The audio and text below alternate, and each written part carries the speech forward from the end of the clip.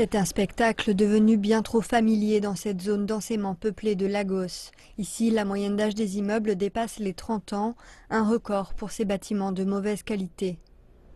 Alors que les bulldozers parcourent ce qu'il reste de cet immeuble de 4 étages, les habitants sont toujours sous le choc. J'étais en train de dormir quand j'ai entendu un son horrible, comme une secousse. Et c'était l'immeuble qui était en train de s'effondrer.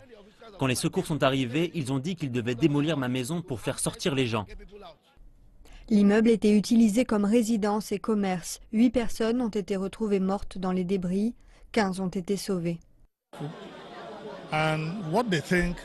Nous avons parlé aux gens et ils pensent que ce qui a causé cet effondrement, c'est d'abord l'âge de cet immeuble et le fait qu'il ne soit pas solide. Et ensuite l'installation, il y a quelques mois, d'un pylône.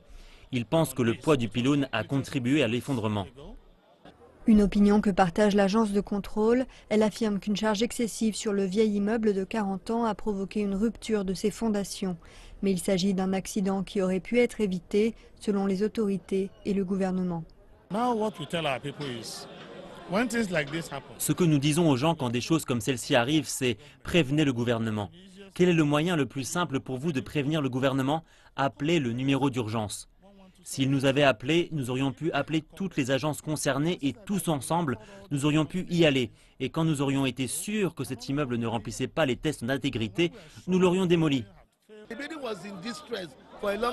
Cet immeuble était en état de détresse depuis longtemps et nous nous en étions plaints aux autorités compétentes.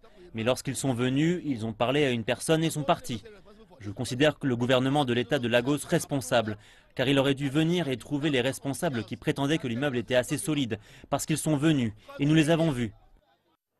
Alors que chacun se rejette la responsabilité de ce drame, d'autres immeubles en piteux état menacent de s'écrouler tous les jours.